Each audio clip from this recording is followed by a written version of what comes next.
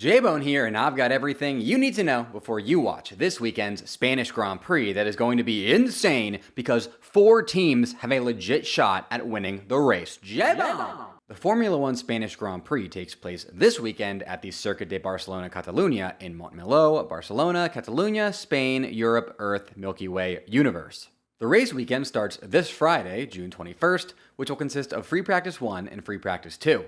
Saturday, June 22nd, will consist of Free Practice 3 and qualifying, and Sunday, June 23rd, will consist of the Grand Prix. This weekend's Formula One Spanish Grand Prix marks the beginning of the end of an era. The Spanish Grand Prix has been held at the Circuit de Barcelona Catalunya every year since 1991, which is the same year that the circuit opened under its original name, the Circuit de Catalunya. However, it was officially announced earlier this year that starting in 2026, the Spanish Grand Prix will be moving from Barcelona to Madrid until at least 2035. This means that this weekend's Spanish Grand Prix at the Circuit de Barcelona Catalunya very well could be the second to last F1 race that we ever see at one of modern F1's most iconic circuits. This move, like many made by Formula One, has been seen as highly controversial. Why? Because the Madrid circuit that will be hosting the Spanish Grand Prix will not be a permanent racetrack, but rather a street circuit that winds through and around Madrid's IFEMA Convention Center. F1 has received a lot of criticism in recent years for repeatedly adding street circuits to the F1 calendar instead of purpose-built racetracks. This has angered many fans who think that F1 cars should be driven on purpose-built racetracks and not on public infrastructure in order to fully take advantage of their incredible engineering, and also for the sake of upholding the sport's tradition of racing on purpose-built racetracks. And not only that, but this is arguably the most egregious case yet of F1's street circuit problem, as F1 are not just adding another street circuit to the calendar, they're doing so at the expense of removing one of modern F1's most storied racetracks. By the way, I made a whole video on F1's street circuit problem that you should check out after you watch this video, link in the description. In honor of the Circuit de Barcelona Catalunya's decades-long F1 race hosting streak coming to an end here soon, I'd like to recount to you all my two favorite stories to come from Spanish Grand Prix held at the Circuit de Barcelona Catalunya. First, the incredible story of Max Verstappen's first Formula One win. Max Verstappen made his debut for Red Bull Racing at the 2016 Spanish Grand Prix, which was interestingly not the first race of the 2016 F1 season. A mid-season driver move after just 4 races saw impressive youngster Max Verstappen swap seats with the less impressive Danny Kvyat, aka the Torpedo, with Max moving up to Red Bull and Danny moving down and taking Max's spot on Red Bull's B team, Toro Rosso, aka AlphaTauri, aka VCarb, aka whatever they are going to be called next because they just announced that they're changing their name again. In his first qualifying session for Red Bull, Max put his car on the second row in P4, just behind his Red Bull teammate Daniel Ricciardo and the front row Mercedes of Nico Rosberg and Lewis Hamilton. And honestly, I bet that if you'd asked him, Max would have been totally cool with these results holding through his debut Red Bull race. After all, Ricciardo knew the car way better than him because he'd been racing it for a while, and Mercedes were far and away the most dominant team on the grid, having won every race thus far and racking up 7 podium finishes through the season's first 4 Grand Prix. But everything changed on lap 1 when the Mercedes shockingly came together and were both knocked out of the race, with the new running order then being Daniel Ricciardo in first place and young Max Verstappen in his first race for Red Bull in second place. Red Bull then decided to split tire strategies across their 2 drivers in order to cover off Ferrari, with Daniel getting the 3 pit stop strategy and Max getting the 2 pit stop strategy, and as luck would have it for young Max, the 2-stopper ended up being the correct strategy, and it led Max Verstappen to win the 2016 Spanish Grand Prix, and at 18 years, 228 days old, become the youngest ever F1 Grand Prix winner, youngest ever F1 podium finisher, youngest ever F1 lap leader, the first Dutchman to ever win a Formula One Grand Prix, and the first driver born in the 1990s to ever win an F1 race. This will be Max Verstappen's 8th time returning to Barcelona since this incredible win on his Red Bull debut, and he's returning having won a remarkable 74 races since. My God. I'm going to peel back the Formula Bone curtain for you guys a little bit here. Formula Bolen is part of Bolen Media, which is a small media company based out of Austin, Texas, and Oysters, Clams, and Cockles is another Bolen Media brand that's dedicated to the world's best ongoing coverage of the entire Game of Thrones universe. Fun fact, J-Bone, actually used to be the full-time producer of Oysters, Clams, and Cockles back when I lived in Austin. And folks, if you're watching HBO's House of the Dragon this season, you absolutely need to be subscribed to the '1 House of the Dragon podcast in all the realm, Oysters, Clams, and Cockles, on YouTube or wherever you get your podcasts. I guarantee that you will love Oysters, Clams, and Cockles' hilarious and insightful recaps and previews of every single episode of House of the Dragon this season. They recap and preview House of the Dragon episodes like I recap and preview F1 races. So go check out Oysters, Clams, and Cockles on YouTube or wherever you get your podcasts. Now for my other favorite Circuit de Barcelona Catalunya Spanish Grand Prix story, the unbelievable story of Williams Racing's most recent Formula One win. The year is 2012, and Williams Racing's two drivers are Bruno Senna, who is the nephew of F1 legend Ayrton Senna, as well as one Pastor Maldonado, the focus of today's story. Venezuelan driver Pastor Maldonado had some nicknames, and they were not some positive nicknames, I'll tell you that. His nicknames were Crashster Maldonado and the King of Crashing, because in his 5 years as a full-time F1 driver, he crashed 40 times. But the King of Crashing, Crashster Maldonado, first of his name, breaker of cars, did not crash at the 2012 Spanish Grand Prix. Pastor Maldonado had the weekend of his life at the Circuit de Barcelona Catalunya in 2012. And out of absolutely nowhere, was a world beater all race weekend long, notching what would end up being the only Formula One Grand Prix pole position, victory, and crazy enough, podium of his entire Formula One career that has gone down in history as one of the most improbable one-off F1 victories ever. This victory was punctuated by a huge, smoky, scary fire that erupted in the Williams garage after the race that resulted in numerous injuries and an iconic photo of Maldonado carrying his 12-year-old cousin to safety. I must note here, without comment, that there is a tinfoil hat theory floating around that alleges that Williams intentionally started this fire to cover up evidence that they cheated to win the race. This theory is, to my knowledge, unsubstantiated and, of course, is not financial advice. And allegedly, whatever, don't come at me, allegedly. I'm just saying the theory. This surprise win for Williams back in 2012 was their first F1 victory since 2004, and unfortunately for Williams, remains their most recent win to date.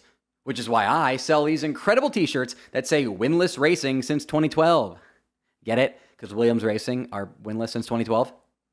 It's a pretty amazing shirt, if I do say so myself, and it is perfect for the Williams lover or hater in your life. You can pick yours up today on the Formula One shop via the link in the description. Next up, here are your storylines to follow for this weekend's 2024 Spanish Grand Prix. First, are Mercedes F1 team about to win their first Formula One race since 2022? Mercedes are arguably the most dominant constructor in Formula One history. They've only been around since 2010, yet managed to win 8 straight World Constructors' Championships from 2014 through 2021, which is by far the longest Constructors' Championship winning streak in F1 history. However, Mercedes immediately went from that 8-season hot streak into a huge cold streak. Since the end of the 2021 season, Mercedes only have one win, the 2022 Brazilian Grand Prix won by George Russell, meaning they did not win a single race last season and are currently on a 32-race losing streak. This run of poor form has everything to do with Mercedes getting their ground effect car concept for 2022 incredibly wrong,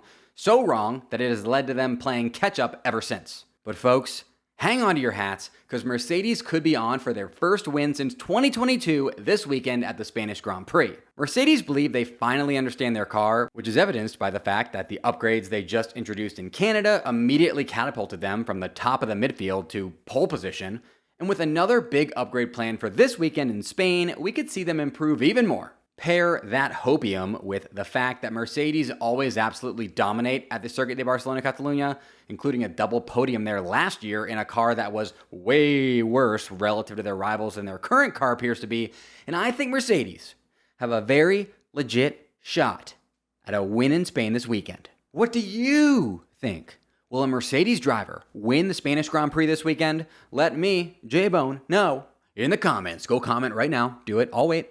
Second, McLaren F1 team driver Lando Norris is having the Formula One season of his life right now. Not only did Lando finally become a Formula One race winner after 110 race starts when he won the Miami Grand Prix back in May, but he also has 5 podium finishes through the season's first 9 races, when his previous season best total is 7 podiums. All that, and he's the only driver on the F1 grid to score points in every single Grand Prix this season. Lando is actually closing in on Charles Leclerc for second place in the World Drivers' Championship right now, and he could actually easily leave Spain with that title, considering the weekends that both drivers just had in Canada. Leclerc's bad, Lando's good. What makes all this even crazier to me is that through the first 8 races of last season, Lando Norris wasn't even top 10 in the World Drivers' Championship. And now, he's fighting all the way up at the top with plenty of races left to chip away at Max Verstappen's lead if Red Bull start to falter here in the middle of the season. Okay, I know that's a bit delusional of me, but let a boy dream, okay? Let a boy dream. The job that Lando, Andrea Stella, Zach Brown, and company are doing is nothing short of miraculous, and I really hope that they continue this run of highly entertaining form. Next up, here's a comprehensive list of everybody who needs a bounce-back weekend at the F1 Spanish Grand Prix. First and foremost, you've got Red Bull driver Checo Perez. Checo is coming off back-to-back DNFs and some awful performances in qualifying. And you can't convince me that the Red Bull contract he just signed does not include approximately a zillion clauses stating that Red Bull can fire him at any time for any reason. Checo had a similar slump to this one last season that Red Bull seemingly forgave when he finished the season P2 in the 2023 World Drivers' Championship, giving Red Bull their first ever Drivers' Championship 1-2 finish. However, seeing as Checo is currently P5 in the 2024 World Drivers' Championship standings and dropping, he needs to turn things around quickly or things could go south for him very fast. Next up, you've got Scuderia Ferrari who need a bounce-back weekend. From a double podium win in Monaco 1 race weekend to a double DNF in the next one, Ferrari just had a major fall from grace. That being said, one bad race weekend is not the end of the world, and if Ferrari bounce back here pretty well, they're still set up nicely for a strong middle and end of the season. Next, there's Haas. Call me a Haas delusion syndrome sufferer all you want, but when Haas finished in the points 4 times in 5 races earlier this year, I thought they were 100% confirmed, guaranteed back. The lie detector test determined that was a lie, as they've since gone scoreless in the last 3 races.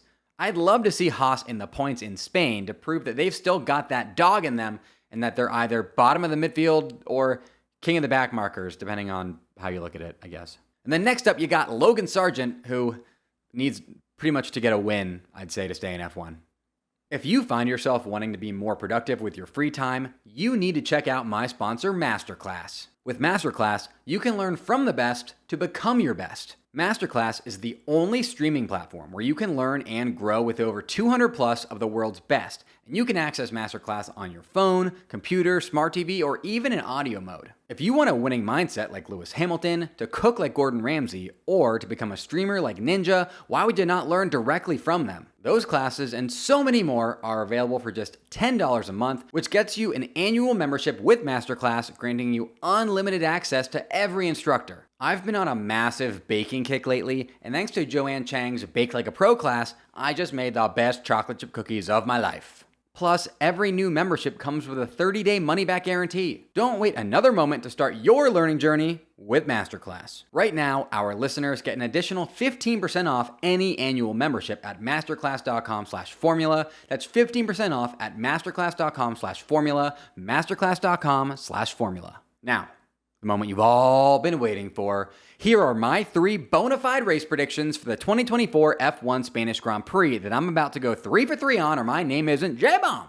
My first race prediction is that Mercedes score more points in Spain than any other team. Mercedes just came out of nowhere to snag pole, a podium, and the fastest lap point in Canada after their new front wing upgrade clearly hit the mark, tying McLaren for the highest Canadian Grand Prix point scoring team. And with Mercedes introducing a floor upgrade this weekend that could make them even faster, as well as their track record of huge success at the Circuit de Barcelona Catalunya, including a double podium there last year, I like them to leave Spain with more Spanish Grand Prix points than any other team. My second race prediction is that the podium will consist of 3 different constructors. I think F1 is just too even at the top right now across Red Bull, Ferrari, McLaren, and now Mercedes for one team to have an overly dominant weekend in Spain, and that is why I like the Spanish Grand Prix to feature the 4th podium this season with 3 different teams atop it. My third race prediction is that Checo Perez will not finish in the top 5 for the 4th race in a row.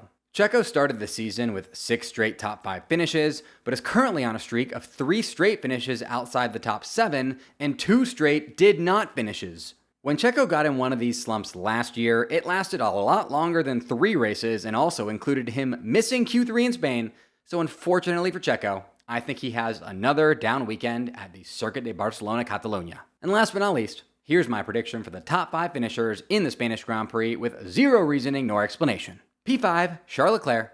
P4, Lewis Hamilton. P3, Lando Norris. P2, George Russell. And P1, Max Verstappen.